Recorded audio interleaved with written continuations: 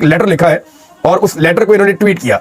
और ये लेटर इन्होंने किसको लिखा है, ये जनाब इसमें पहला नाम आ रहा है डियर प्राइम मिनिस्टर शहबाज शरीफ का, दूसरा नाम इसमें आ रहा है प्रेसिडेंट आसिफ अली जरदारी का, और तीसरा इसके अंदर नाम आ रहा है chief of the army staff Syed Asim Munir Ahmed Shah साहब का। तो ये जनाब 3 नाम आ गए इसमें और नीचे उनका लेटर है। लेकिन पहले मैं बताता हूं उन्होंने ट्वीट के ऊपर क्या लिखा, मैं उसका ट्रांसलेशन आपको बता देता हूं। उन्होंने कहा जी कि यानी इमरान खान को आजाद करने के हवाले से खत पाकिस्तान की सियासी और अस्करी रहनुमाओं को भेजने पर मशकूर हूं। मैं इस मामले पर ट्रंप इंतजामिया से भी बात करने जा रहा हूं। यानी जो विल्सन ये कह रहे हैं कि जो ट्रंप एडमिनिस्ट्रेशन है उसको भी मैं एंगेज करने जा रहा हूं इसी मामले के ऊपर, और पाकिस्तान और अमेरिका के ताल्लुकात उस वक्त मजबूत होते हैं जब पाकिस्तान में जमहूरियत होती है। इमरान खान को आजाद करो, ये उन्होंने ट्वीट में लिखा।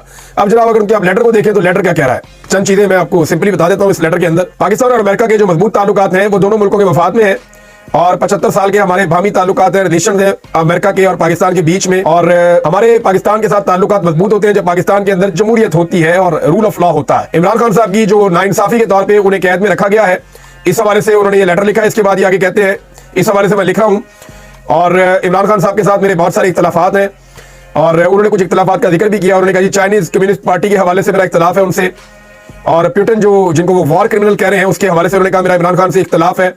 लेकिन इसके बावजूद वो ये कहते हैं कि जमहूरियत जो है वो काम नहीं कर सकती कि अगर सियासतदानों के साथ ऐसा किया जाए जो इमरान खान साहब के साथ हो रहा है नाइंसाफी, और उन्हें डिटेन किया जाए नाइंसाफी के साथ। और साथ ही उन्होंने कहा जी कि उनके खिलाफ जो है वो पोलिटिसाइज्ड किस्म के चार्जेस लगाए जाए सियासी नौयत के। और साथ ही उन्होंने कहा जी उसके लिए जरूरी है कि जो बैलेट के अंदर फैसला हो उसको माना जाए। यानी साफ साफ बात यह है कि वो ये कह रहे हैं कि इमरान खान के साथ जो हो रहा है वो ज्यादती हो रही है। मेरे इमरान खान साहब से इख्तलाफात अपनी जगह पे है, लेकिन उन इख्तलाफात के बावजूद मैं ये समझता हूं कि पाकिस्तान के अंदर ये जो फैसला लोगों ने किया था इलेक्शन में वोट डालने के बाद, जो बैलेट में फैसला हुआ था वही सही फैसला था, उसी के मुताबिक जो है वो पाकिस्तान को आगे बढ़ना चाहिए था। लेकिन जहां इमरान खान के साथ ज्यादती की गई, उन्हें गिरफ्तार किया गया, नाइंसाफी उनके साथ की गई है।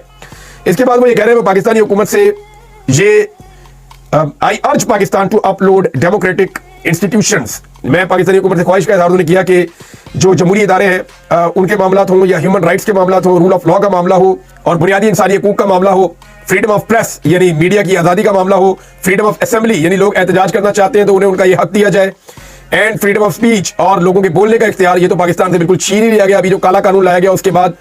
और ये कह रहे हैं पाकिस्तान के लोगों को ये सारी चीजें मिलनी चाहिए, अनफॉर्चुनेटली पाकिस्तान में नहीं मिल रही। साथ ही उन्होंने कहा जी मैं पाकिस्तान से ये दरखास्त करता हूं कि इमरान खान को जो है वो रिहा किया जाए, और ये अगर आप एक स्टेप उठा लेते हैं तो ये पाकिस्तान के और अमेरिका के ताल्लुकात में बेहतरी की जानिब या बेहतर ताल्लुकात की जानिब एक कदम होगा। ये जनाब जो विल्सन ने एक खत लिखा है। अब ये वो बंदा है जिसको जाके मोहसिन नकवी ने समझाया था कि इमरान खान सही बंदा नहीं है। अब इस कदर नालायकी, इस कदर नकम्मापन और इस कदर ये लोग, इनको समझ ही कोई नहीं है। यानी जिस एक बंदे को जाकर इन्होंने समझाया, ये ट्रंप एडमिनिस्ट्रेशन का तो बंदा ही कोई नहीं मिला ना। मोहसिन नकवी को तो जितने बंदे मिले वो दूसरी पार्टियों के इधर उधर से पकड़े हुए थे, सही बंदा तो इनको टकरा ही कोई नहीं। ये एक मुलाकात उनकी हुई थी डोनाल्ड ट्रंप के जो करीबी लोग हैं उनमें से एक बंदे से, और इस मुलाकात के ऊपर उन्होंने ढोल पकड़ के टीवी के ऊपर खबरें चला दी कि जनाब मोहसिन नकवी साहब की बड़ी आम तरीन मुलाकात होगी। अब वो बंदा उस दिन से गले पड़ा हुआ और ये लेटर उसने लिख दिया है। एक तो ये लेटर लिखा ना, इसकी तरतीब ही गलत है।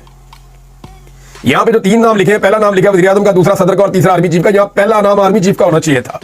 अमेरिकन को अगर पाकिस्तान के साथ ताल्लुकात में गुज़िश्ता 70 साल में ये बात समझ नहीं आई ना, तो फिर उन्हें कोई भी बात समझ नहीं आई। पाकिस्तान के अंदर ये अर्दली हुकूमत है, ये जितने एमएनए थे ये जाली हैं, जितने एमपीए थे ये जाली हैं, और जाली एमपीए और एमएनए से वोट लेने के बाद ये सदर और वज़ीर आज़म बने हुए हैं, ये भी जाली है। भाई जो बंदा आकर बैठा हुआ है, जिसके पास इख्तियार है, जिसके सारे जूते पॉलिश करते हैं, उसका नाम लिखे आप टॉप पे। बाकी दोनों को लिख के तो गलती की, उनको तो लिखना ही नहीं चाहिए था। लेकिन अमेरिकन जो है ना वो बज़ाहिर जमहूरी है, उन्हें ये पता है कि हमने जो ऑर्डर है वो क्या होना चाहिए, उसूलन उनको पता है। आइन के अंदर लिखे हुए ओहदों के मुताबिक आप चलें तो ये ऑर्डर ठीक है, लेकिन अगर आप जमीनी हकायक के मुताबिक चलें तो ये ऑर्डर गलत है। वहां ये ऑर्डर होना चाहिए था पहले नंबर पे आर्मी चीफ, दूसरे नंबर पे जो है वो सदर को ले आते, फिर 30-40 बंदों के बाद जो है वो शहबाज शरीफ साहब का नाम आता है। ये तो इससे बेहतर है कि वो आर्मी चीफ के बाद नीचे पूरी हायरार्की वहां से लिखते, नंबर 1, नंबर 2, नंबर 3, नंबर 4, ऐसे सबका नाम लिखते और आखिर में शहबाज शरीफ का नाम लिखते। लेकिन चले उन्होंने ये लिखा है, देखते हैं गवर्नमेंट ऑफ पाकिस्तान इसका जवाब क्या देती है। या पाकिस्तान की एस्टेब्लिशमेंट फौज तो इसका जवाब नहीं देगी, क्योंकि फौज ने कभी भी अमेरिका को मनफी जवाब नहीं दिया। और ये देखें, ये एक कांग्रेसमैन की जानिब से है, ये अभी हुकूमत की जानिब से नहीं आया। वो ये कह रहे हैं कि मैं अपनी हुकूमत को भी लिखूंगा। दूसरा, मैं आपको पहले बता चुका हूं कि अमेरिका के अंदर 2 चीजें और होने जा रही हैं। एक, अमेरिका में जो ओवरसीज पाकिस्तानी है वो एक करारदाद लेकर आना चाहते हैं जिसको बाइंडिंग रेजोल्यूशन कहते हैं, जो एक कानून की हैसियत रखती है। अगर वो करारदाद पास हो गई तो अमेरिका को उस करारदाद के मुताबिक एक्शन लेने पड़ेंगे। एक तो आप ये बात ध्यान में रखें। दूसरा, जो ओवरसीज पाकिस्तानी है अमेरिका में, वो एक काम और भी करने जा रहे हैं। वो काम ये है कि एक रिपोर्ट है उनके पास, ना सिर्फ वो रिपोर्ट है बल्कि एक तहकीकाती रिपोर्ट है। उन्होंने एक फॉरेंसिक इन्वेस्टिगेशंस करवाई थी एक एजेंसी से, जिन्होंने बड़ी तफसील इसकी डिटेलिंग इसकी की थी कि 9 मई का वाकया कैसे हुआ, इससे पहले क्या हुआ, इसके बाद क्या हुआ। उनके पास कोई 25 के करीब ऐसे इंटरव्यूज हैं जो आपने आज तक नहीं देखे, उनके पास ऐसी फुटेजेस हैं जो आपने आज तक नहीं देखी हैं, उनको छुपाया गया, कुछ मेहरबानों ने उनको कुछ चीजें पहुंचाई हैं। तो अमेरिका में बाकायदा एक प्राइवेट एजेंसी ने इसके ऊपर पूरी तहकीकात की थी और ये ओवरसीज पाकिस्तानियों ने बाकायदा पैसा देकर करवाई थी। और वो बड़े हाई प्रोफाइल लोग हैं, वो बड़े सही तरीके से साइंटिफिक बुनियादों पे वो अपना काम करते हैं, तो उनकी रिपोर्ट मौजूद है। आने वाले दिनों में ओवरसीज पाकिस्तानी उस रिपोर्ट को ट्रंप एडमिनिस्ट्रेशन के सामने रख के इस मामला को मीडिया के सामने भी लेकर आएंगे। ये मामला उठेगा आने वाले दिनों में। तीसरी एक और डेवलपमेंट जो वो करने जा रहे हैं कि जैसे उन्होंने पहले एक लेटर लिखा था और कांग्रेसमैन से खतूत उसके ऊपर साइन करवाए थे 1 2 3 4 5 6 7 8, तो पहले वो 50 से ऊपर, 60 से ऊपर पहुंच गए थे। इस मरतबा दोबारा वो लेटर लिख रहे हैं और वो कोशिश कर रहे हैं कि मैक्सिमम जो कांग्रेसमैन है उनके साइन करवाए जाए, और साइन करवाने के बाद जो ट्रंप एडमिनिस्ट्रेशन है या इस वक्त जो अमेरिका का जो गवर्नमेंट है, स्टेट डिपार्टमेंट है, उनको वो लेटर भेजा जाए ताकि उसकी रोशनी में फिर मामला आगे बढ़े।